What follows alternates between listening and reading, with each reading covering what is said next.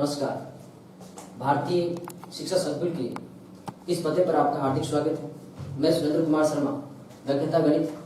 आज आपको गणित संबंधित कुछ विशेष जो अपने टॉपिक पढ़े हैं उनके अलावा हम बिल्कुल जीरो लेवल से फिर से पढ़ेंगे। तो सबसे पहले हम अध्ययन करेंगे आज कुछ प्रश्नों से। पहला अपना प्रश्न है, जैसे अपन बात कर रहे हैं कि यहाँ से शिमला की सीधी दूरी क्या है, तो मैं लिख रहा हूँ यहाँ से शिमला की सीधी दूरी, शिमला की सीधी दूरी। दूसरा मेरा प्रश्न है, कक्षा 12 के विद्यार्थियों की लंबाई। और तीसरा मेरा प्रश्न है, क्रिकेट के ग्राउंड में एक बल्लेबाज जो कि 30 गज के घेरे के अंदर से गेंद ढूंढ करके अपनी बॉल को बाउंड्री के पास खड़े खिलाड़ी से बाहर फेंकना चाहता है, तो वह किस प्रकार से शॉट खेले या किस प्रकार से गेंद को गति दे जिससे कि उसी गेंद बाहर चली जाए। तो इन सब प्रश्नों का हम हल ढूंढने की कोशिश करते हैं और इससे हम एक गणित के नए अध्याय सदिश का अध्ययन करेंगे। सबसे पहले हम जानना चाहेंगे सदिश क्या है, भौतिक राशियां कितने प्रकार की होती है। तो सबसे पहले हम भौतिक राशियों का वर्गीकरण करते हैं। पहला,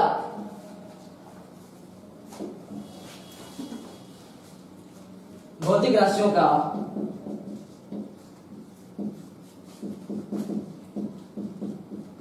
वर्गीकरण।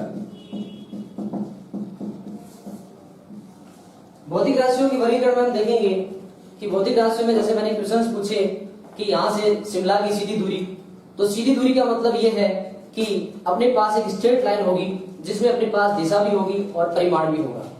मैंने कहा विद्यार्थियों की लंबाइयां, तो लंबाइयों में केवल उनका परिमाण की जरूरत होगी कि अपने पास 165 है सेंटीमीटर है या 155 सेंटीमीटर है, ऐसे कुछ भी। तीसरा, अपने पास हमने बात की खिलाड़ी के द्वारा गेंद को गति प्रदान करने की, तो उसमें हमें डायरेक्शन भी चाहिए और अपने पास परिमाण भी चाहिए। तो दिशा एवं परिमाण के आधार पर हम भौतिक राशियों का वर्गीकरण 3 प्रकार से करते हैं। वो निम्न प्रकार है। पहला है अपने पास सदिश भौतिक राशि, सदिश, पहला सदिश, सदिश राशियां। दूसरा है अपने पास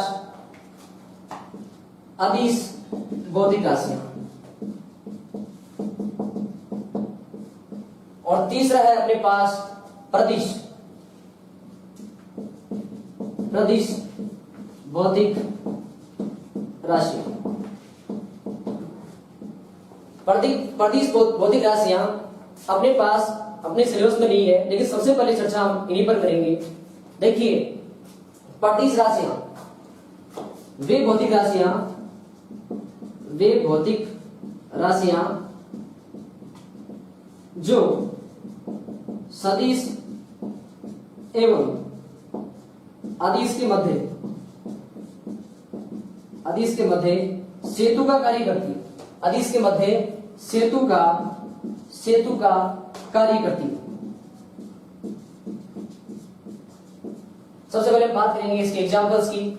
तो इसके जो एग्जांपल्स हैं वो अपन देखेंगे। भौतिकी के अंदर अपने को इसके बहुत अच्छे एग्जांपल मिल जाएंगे। पहला एग्जांपल इसका अपने पास विकृति, दूसरा है प्रतिबल और तीसरा अपना एग्जांपल है, बहुत ही इंपॉर्टेंट एग्जांपल है, विद्युत धारा।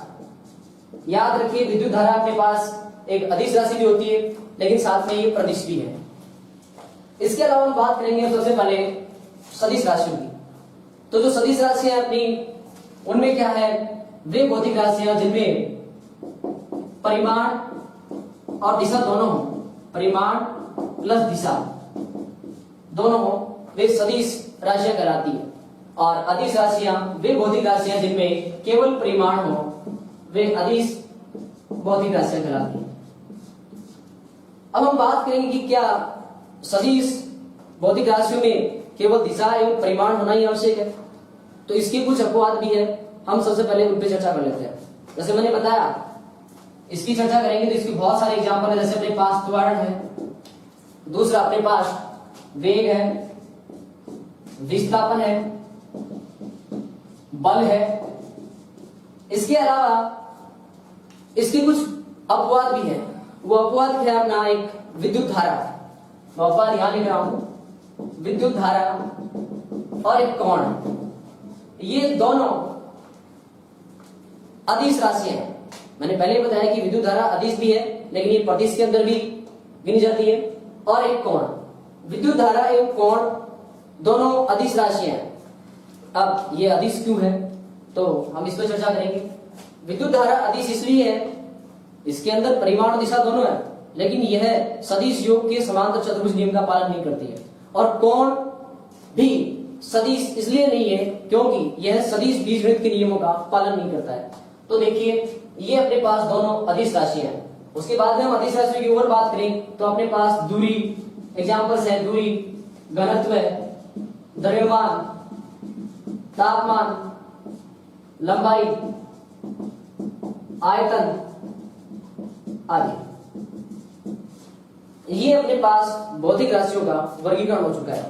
अब हम बात करेंगे कि भौतिक राशियों के अंदर सबसे पहले सदिश है, उसका हम अध्ययन करेंगे, सदिश और अदिश का इस चैप्टर के अंतर्गत। तो हम बात करेंगे कि सदिश का त्रिविम में कैसे इसको निरूपित किया जाता है और कैसे इसका वर्गीकरण किया जाता है। देखिए आगे,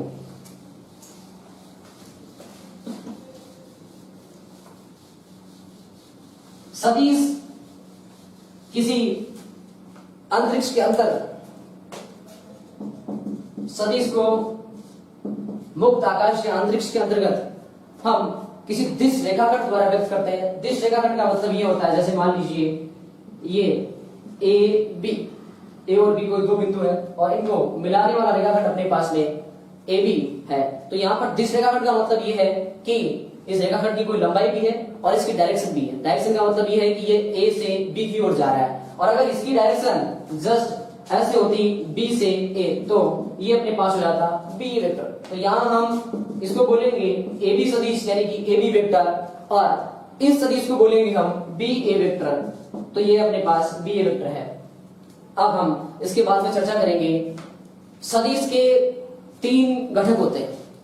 सबसे पहले तीन इंपॉर्टेंट भाग होते हैं, मैं आपको बताऊं। पहला भाग होता है दिशा,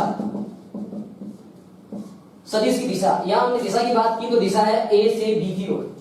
दूसरा हम बात कर रहे हैं उसका आधार, तो यहां आधार है ए बी रेखाखंड। और तीसरी बात अपने पास इंपॉर्टेंट है उसकी लंबाई। तो लंबाई सदिश की जो अपने पास ए बी रेखाखंड है, जो उसकी लंबाई आ रही है, जो उसके परिमाण से युक्त की जाती है, वो उसका लंबाई कहलाती है। और इसे सदिश ए बी वेक्टर का परिमाण भी हम कहते हैं। इसके बाद बात करेंगे हम सदिशों के प्रकार की। तो सदिशों के कितने प्रकार होते हैं उस पर हम चर्चा करेंगे। सदिशों के प्रकार, सदिशों के प्रकार में हम पहला सदिश पढ़ने जा रहे हैं मात्रक सदिश। तो मात्रक सदिश के अंतर्गत हम पढ़ेंगे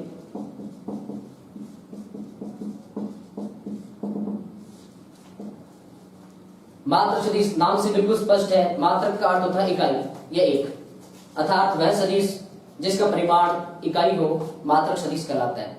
मात्रक सदिश को सदैव हमेशा एक कैप, यदि हम बात करें कि ए वेक्टर है तो ए वेक्टर के अनुदिश कोई मात्रक सदिश ज्ञात करना हो तो इसको ए कैप से प्रदर्शित किया जाता है। और ए कैप का जो वैल्यू निकालते हैं वो अपने पास आता है सदिश बटा सदिश का परिमाण। यानी कि मात्रक सदिश जब भी हमें निकालना हो, इस पे एक या दो नंबर के क्वेश्चंस में ये पूछा जाता है कि मात्रक सदिश कैसे ज्ञात किया जाता है। तो A cap is equal to होता है ए वेक्टर अपॉन में ए वेक्टर का परिमाण यानी मैग्नीट्यूड। उसके बाद हम बात करेंगे कि मात्रक सदिश को हम पढ़ने के लिए और डीपली जाए तो ये देख सकते हैं कि जो अपना एक्स एक्स है, वाई एक्सिस है और जेड एक्सिस है, उनके अनुदिश, जैसे मैं लिख देता हूं यहां पे कि एक्स एक्सिस, वाई एक्सिस और Z axis, X axis, Y axis और जेड एक्सिस के अनुदिश जो मात्रक सदिश ले जाते हैं उनको क्रमशः आई केप, जे केप और के केप से निरूपित किया जाता है। ये केवल इंडिकेशंस है, केवल प्रतीक है, इसके अलावा कुछ भी नहीं। तो आप बिल्कुल ध्यान में रखें कि अक्सर के अनुदिश मात्रक सदिश को आई केप से नोट किया जाता है वाई एक्स के अनुदिश जो मात्रक सदिश है उसको जे के से डिनोट किया जाता है, और जो जेड एक्सिस है उसके अनुदिश जो मात्रक सदिश है उसको के से डिनोट किया जाता है। उसके बाद में मात्रक सदिश अपना कंप्लीट हुआ। इसके बाद में हम अध्ययन करेंगे दूसरा अपना प्रकार है शून्य सदिश।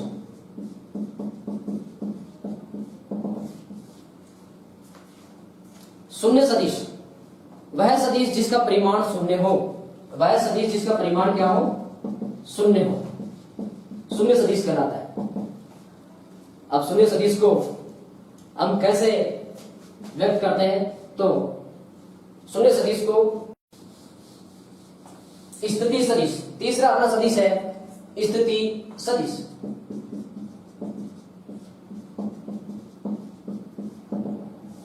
स्थिति सदिश की बात करते हैं, सबसे पहले छोटा सा एग्जांपल लेते हैं।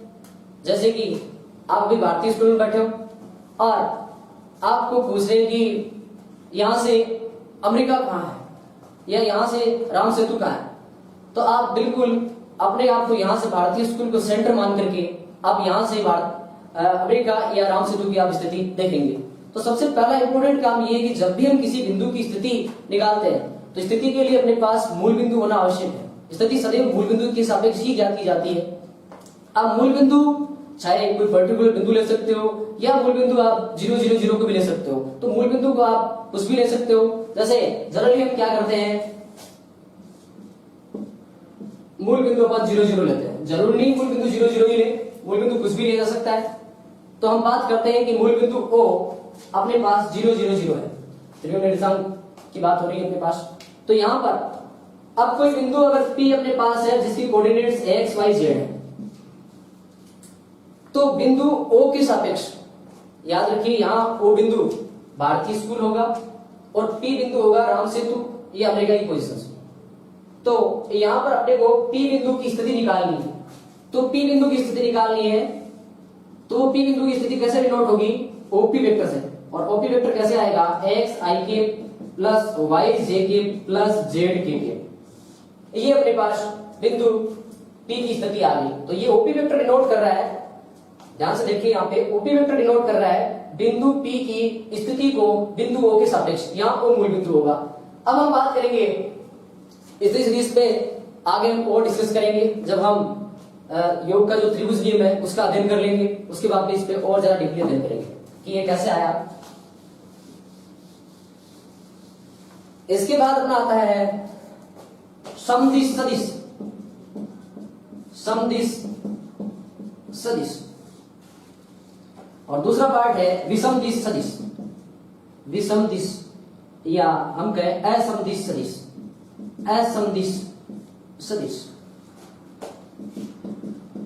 लाइक और अनलाइक वेक्टर, इसको लाइक वेक्टर भी है, लाइक वेक्टर, और ये अनलाइक वेक्टर।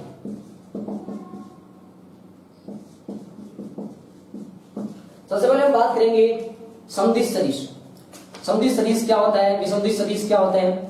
तो मैं यहां पे दो सदिश लिख रहा हूं, पहला है ए वेक्टर और दूसरा है अपने पास बी वेक्टर। यहां आपको दिख रहा है कि ए वेक्टर और बी वेक्टर दोनों की डायरेक्शन सेम है। दोनों की डायरेक्शन सेम है तो ए वेक्टर और बी वेक्टर आपस में समदिश सदिश कहलाते हैं। अर्थात समदिश सदिश की परिभाषा यह हो गई कि वे दो सदिश, याद रखें दो से ज्यादा भी हो सकते हैं, तो वे दो सदिश जिनकी अभिदिशाएं समान हो समदिश सदिश कहलाते हैं। अब यहां पर एक बात और देखेंगे, अगर मैंने ये कह दिया कि बी वेक्टर ए से जस्ट डबल है परिमाण के अंदर, तो हम बी वेक्टर को ऐसे लिख सकते हैं B vector is equal to A vector. अगर मैंने कह दिया कि B vector just A vector से डबल है तो हम लिख सकते हैं कि B vector is equal to A vector. तो ये अपने पास समदिश सदिश की परिभाषा हो गई। अर्थात वे दो सदिश जिनकी अभिदिशाएं समान हो समदिश सदिश कहलाते हैं। इसके बाद हम बात करेंगे असमदिश सदिश की। तो असमदिश सदिश होते हैं उनके अंदर जस्ट मैंने ए वेक्टर लिया और ये लिया अपन ने बी वेक्टर। अब की बात बी वेक्टर सेम है लेकिन इसका मैंने डायरेक्शन जस्ट अपोजिट कर दिया है, तो ये अपने पास बी वेक्टर हो गया। यहां पर हम देखेंगे कि बी वेक्टर डबल तो उससे ए वेक्टर से है, लेकिन डायरेक्शन दोनों की अपोजिट है, तो हम देखेंगे कि A vector B vector is equal to -2 A vector. तो यहां पर विसंधि सदिश की परिभाषा ये निकल के आती है कि वे दो सदिश जिनकी दिशाएं अभिदिशाएं बिल्कुल एक दूसरे के अपोजिट हो, असंदिश सदिश कहलाते हैं। इसके बाद हम बात करेंगे सरेख एवं समांतर सदिश की।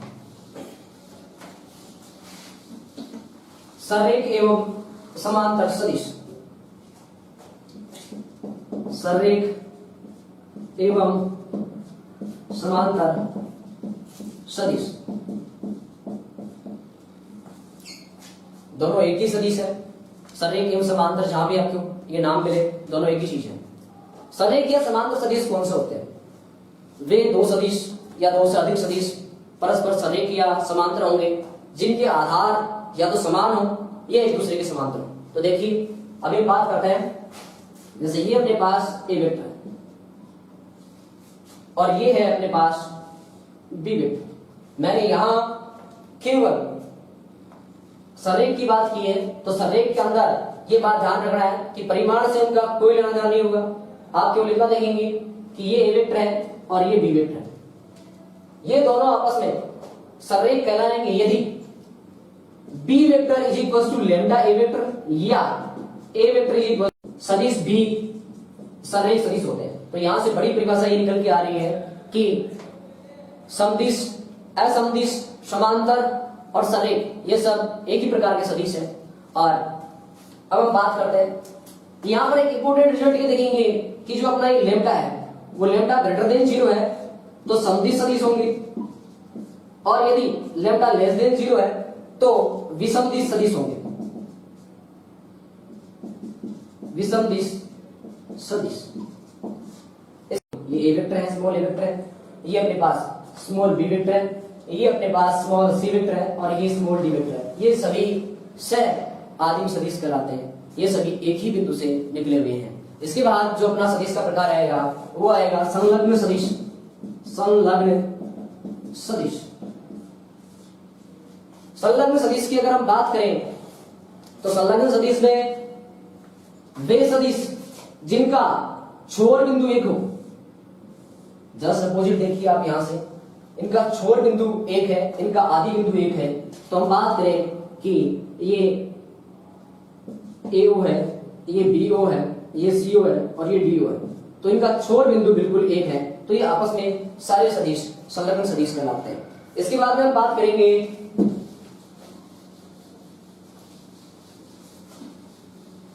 समतलीय सदिश। समतलीय सदिश काफी इंपॉर्टेंट है और आप ध्यान रखें कि इसके जो अंदर जो कॉन्सेप्ट्स हैं वो अपना एक एग्जाम्पल है 32 उसके अंदर लगता है, उसकी बुक के अंदर नहीं दे रखा अपना 12th में, तो वो जो कॉन्सेप्ट है आप उसको ध्यान से देखेंगे, एग्जाम्पल नंबर 32 के अंदर ये काम आता अपना। तो हम देखेंगे समतलीय सदिश। समतलीय सदिश क्या होता है?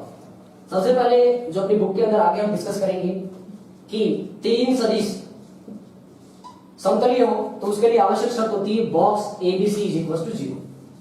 इस पे डिस्कस करेंगे कि ये कैसे आया, आगे इसका टॉपिक दे रखा है पूरा। तो लेकिन समतलीय होने की शर्त ये है कि समतलीय होंगे तो ए वेक्टर, बी वेक्टर और सी वेक्टर से जो बना हुआ बॉक्स है उसकी वैल्यू क्या होनी चाहिए? 0 होनी चाहिए। इसके बाद में इसके अलावा एक कंडीशन अपने पास बहुत इंपॉर्टेंट है कि तीन सदिश अगर अपने पास दिए हुए हैं, ए वेक्टर, बी वेक्टर और सी वेक्टर, ये समतलीय होंगे। ये समतलीय होंगे कब होंगे? इसकी एक और शर्त है, वो है कि किसी एक सदिश को, यहां हम ए वेक्टर ले लेते हैं, किसी एक सदिश को शेष दो सदिश से अपने पास बच गए बी और सी, यानी किसी एक सदिश को शेष दो सदिशों के रेखिक संचय के रूप में लिखा जा सके। रेखिक संचय का मतलब ये होता है कि आप यहाँ जो बी वेक्टर और सी वेक्टर है इनको किसी कांस्टेंट यानी स्केलर से मल्टीप्लाई करके उनका ऐड कर सकते हो, सब्ट्रैक्ट कर सकते हो, तो वो तीसरे सदिश जो अपने पास ए वेक्टर है उसके इक्वल आना चाहिए। यही रेखिक संचय कहलाता है। यहां पर याद रखना लेम्डा और म्यू दोनों अदिश होंगी। अब ये अपने पास कंडीशंस आ जाती है तो ये तीनों सदिश समतलीय सदिश कहलाते हैं और ये कॉन्सेप्ट एग्जाम्पल नंबर 32 के अंदर लगता है। अब हम आगे बढ़ते हैं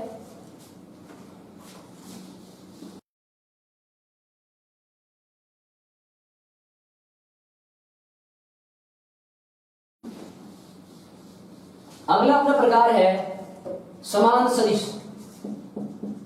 समान सदिश,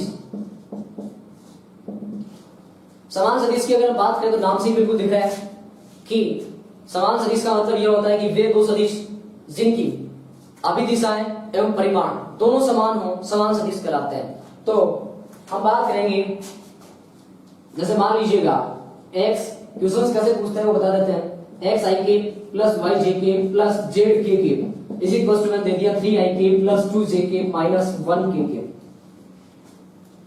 ये दोनों इक्वल अपने पास वेक्टर हैं। तो यहां से ये पूछ रहा है कि एक्स वाई जेड की वैल्यू बताइए। तो आपको ध्यान रखना है कि जब भी कोई दो सदिश समान हो तो उनकी जो संगत घटक अवयव है वो भी समान होंगे। यानी कि यहाँ पे हम देखेंगे जो आई क्यूब का गुणांक है एक्स है वो बराबर वाले में जो आई क्यूब का गुणांक है उसके इक्वल होगा। सिमिलरली जो जे क्यूब का गुणांक है वो जे क्यूब के गुणांक के इक्वल होगा और जो के क्यूब का गुणांक है वो के क्यूब के गुणांक के इक्वल होगा। तो यहाँ से हम ये देख सकते हैं x इज इक्वल टू 3 है, y इज इक्वल टू 2 है और z इज इक्वल टू -1 है। ये दो सदिश समान होने पर उनकी कंडीशंस लगा के हम निकाल देते हैं कि उनकी x y z जो अपने पास अज्ञात वैल्यू होती है उसको हम ज्ञात कर लेते हैं। इसके बाद हम देखेंगे ऋण सदिश या विपरीत सदिश। ऋण सदिश, ऋण सदिश या विपरीत सदिश। विपरीत सदिश, ऋण सदिश के बारे में पहले हम चर्चा कर चुके हैं, विपरीत सदिश के बारे में भी चर्चा कर चुके हैं, लेकिन एक बार इस नाम को और थोड़ा समझते हैं।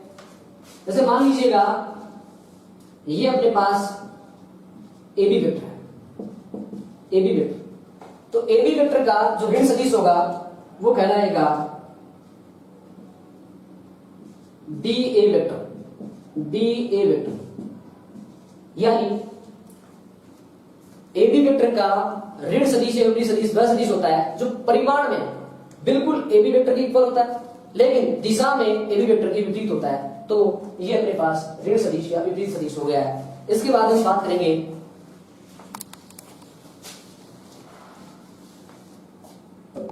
सदिश योग का, सदिश योग का त्रिभुज नियम। त्रिभुज नियम, अब हम सदिशों का योगफल जानने की कोशिश करते हैं, कैसे उनका योगफल होता है। उसके बाद में हम उनका सब्सट्रैक्शन देखेंगे, व्यवकलन कैसे होता है। उसके बाद में हम उनका मल्टीप्लिकेशन देखेंगे। तो सबसे पहले हम देखते हैं सदिशों का व्यवकलन, सदिशों का सॉरी योगफल। सदिशों के योग की हम बात करते हैं। सबसे पहले मान लीजिएगा अपने पास में ABC कोई ट्राइंगल है। इस ट्राइंगल के अंदर अपने पास BC वेक्टर और CA वेक्टर दोनों की डायरेक्शंस सेम है, बिल्कुल एक ही डायरेक्शन चल रही है। और AB वेक्टर जो तीसरा जो डायरेक्शंस है वो अपनी BA वेक्टर से डिनोट की जाएगी। तो मैं इसको लिख देता हूं। इसको मैंने कह दिया है स्मॉल a वेक्टर, इसको मैंने कह दिया है स्मॉल b वेक्टर और इसको मैंने कह दिया है स्मॉल c वेक्टर। तो कहने का अर्थ ये हो गया कि अगर किसी त्रिभुज की दो भुजाओं का अगर हम योग करें, याद रखना हो दोनों भुजाएं समान दिशा में चलनी चाहिए। तो त्रिभुज की किन्हीं दो भुजाओं का सदिश योग परिमाण में तीसरी भुजा जो हमने अपोजिट डायरेक्शन में रखी है उसके इक्वल होता है। तो यहां से रिजल्ट ये निकला कि C vector is equal to A vector plus B vector. यही अपने पास हम देखेंगे कि समांतर चतुर्भुज ABCD की दो आसन भुजाएं ले रहा हूं मैं, एक तो AB वेक्टर, दूसरा ले रहा हूं BC वेक्टर। AB वेक्टर को मैंने कह दिया small a vector, BC vector को दिया मैंने स्मॉल b वेक्टर। तो इनका जो परिणामी होगा वो परिणामी समांतर चतुर्भुज के विकर्ण द्वारा प्रदर्शित किया जाएगा और विकर्ण हो जाएगा यहाँ पर, यानी AC vector is equal to हो जाएगा A vector plus B vector. ये अपना सदिश योग का समांतर चतुर्भुज नियम है। यही प्रॉपर्टी हम दूसरे ट्रायंगल में भी लगा सकते हैं अपने पास। तो उसके अंदर भी अपने पास प्रॉपर्टीज अप्लाई करके रिजल्ट आ जाएगा। उसके बाद हम देखेंगे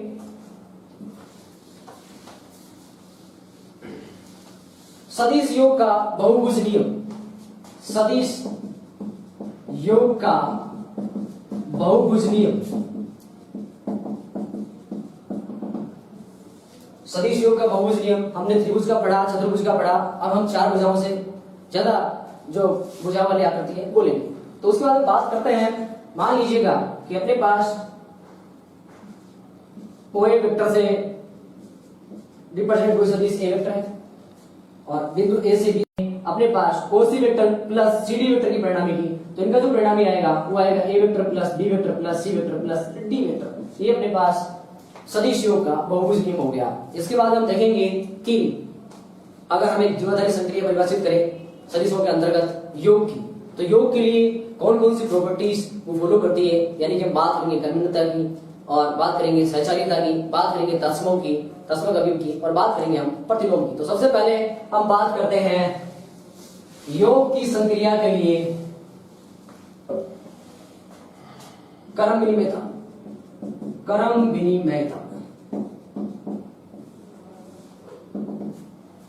तो मैं आपको बता दूं कि जो सदिशों का योगफल है वो क्रम विनिमय होता है। क्रम विनिमय होता है A vector plus B vector is equal to B vector plus A vector. यानी जब हम दो सदिश लेते हैं, जैसे मान लीजिएगा ए वेक्टर इज इक्वल टू है आई के प्लस जे के प्लस के और बी वेक्टर अपने पास है 2i माइनस जे प्लस के। तो यदि हम A vector plus B vector निकालें तो ए वेक्टर प्लस बी वेक्टर अपने पास होगा आई के प्लस जे के प्लस अपने पास हो जाएगा के और प्लस में जाएगा 2i के माइनस जे के और प्लस क्या जाएगा के। तो यहां से हम टोटल करेंगे तो टोटल अपने पास रिजल्ट आ जाएगा आई के प्लस आई के प्लस 2i के 3i के एंड जे के आल्सो कैंसिल आउट फ्रॉम जे के और के प्लस के इज इक्वल टू 2k। ये अपने पास A vector plus B vector आया। यदि हम A vector plus B vector की जगह B vector plus A vector करते हैं तो भी रिजल्ट अपने पास 2i 3i प्लस 2k भी प्राप्त होगा। अर्थात योग की संक्रिया क्रम विनिमय है सदिशों के लिए। तो अब हम आगे बढ़ते हैं। दूसरा अपने पास आएगा क्रम विनिमयता के बाद साचार्यता या सहचारी।